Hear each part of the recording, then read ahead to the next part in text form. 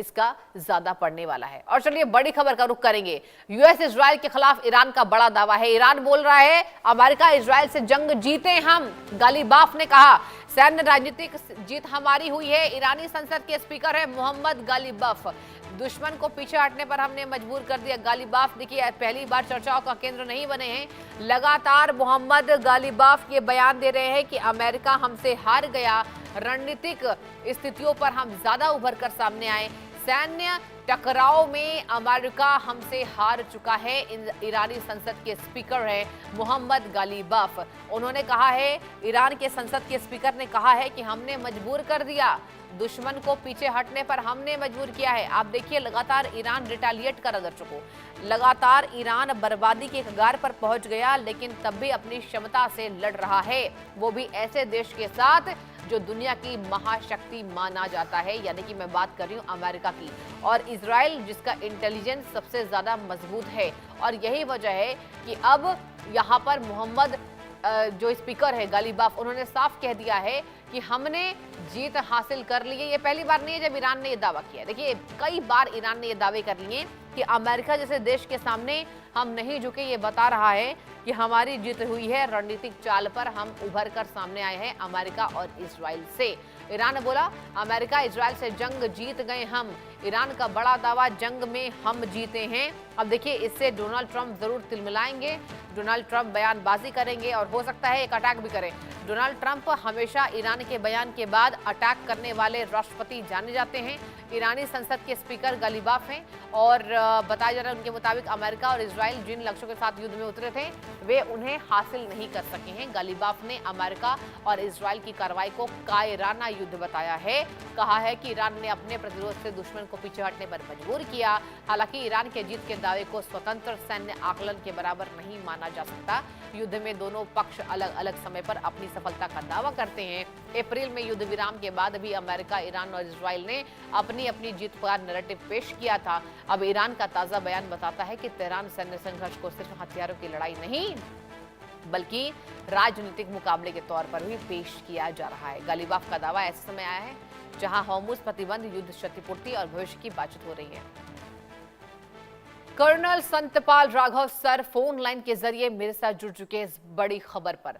Sir देखिए सबसे बड़ी बात तो ये है कि पहली दफा नहीं है जब ईरान ये मजबूती से कह रहा है कि हम जीत गए हैं। कई बार ईरान ने इस बात पर हामी भरी है, लेकिन ऐसे में हम इसको नहीं देख सकते कि वाकई ईरान जीत गया है। लेकिन सर आपके लिहाज से कितना सटीक पॉइंट है ईरान के लिए? देखिए ईरान जो कह रहा है, अगर हम देखें जो उसके वॉर एफर्ट्स हैं और जो अमेरिका के वो टक्कर दे रहा है, वो अपने आप में एक बहुत ही असाधारण जीत है। That is number 1। क्योंकि अमेरिका के पास संसाधन काफी है, इंटेलिजेंस है, लेटेस्ट वेपन एंड टेक्नोलॉजी है और उसके बेसिस चारों तरफ है। लेकिन इसके बावजूद ईरान उसके साथ में एक बहुत ही बड़ा संघर्ष कर रहा है और टिका हुआ है। ईरान ने युद्ध विराम समझौते को भी अमेरिका की हार का एक प्रतीक के तौर पर बताया था। अमेरिका और इजराइल ने ईरान के इन दावों को स्वीकार नहीं किया और दोनों पक्ष में अपनी सफलता का दावा कर रहे हैं। खान यूनिस में भी जो है इजराइल का फिर हमला हुआ है और इस हिसाब से इजराइल बहुत ही संघर्षशील से लड़ाई लड़ रहा है और अपने आप में एक बहुत बड़ी बात है। जी बिल्कुल सर, लेकिन एक बात और बताइए, अगर बात की जाए अमेरिका के रिटेलिएशन की, तो अमेरिका लगातार युद्ध में खड़ा है, उतर रहा है और अमेरिका ने यह भी कहा है कि हम खून बहाना नहीं चाहते। On the other hand America की कार्रवाई ये दिख रही है कि उसे खून ही बहाना है। अब ऐसे में क्या सर ईरान समझ चुका है कि अमेरिका जैसे देशों के सामने कोई बातचीत अब नाकामी रहने वाली है, तो अमेरिका जो कर रहा है उसके ठीक विपरीत करते हैं? क्या कहेंगे सर?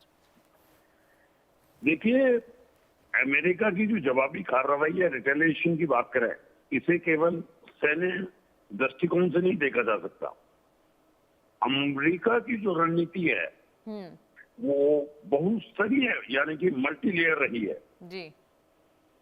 अमेरिका की जो जवाबी रणनीति केवल मिसाइल और हवाई हमलों तक सीमित नहीं है। अमेरिका सैन्य, कूटनीतिक, आर्थिक और खुफिया तंत्र के साथ एक साथ उपयोग कर रहा है जी।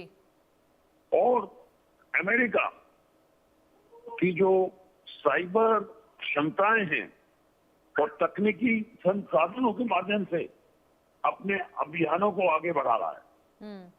कूटनीतिक स्तर पर वह अपने सहयोगी देशों को साथ लेकर अंतर्राष्ट्रीय दबाव भी बनाने की कोशिश कर रहा है। बिल्कुल।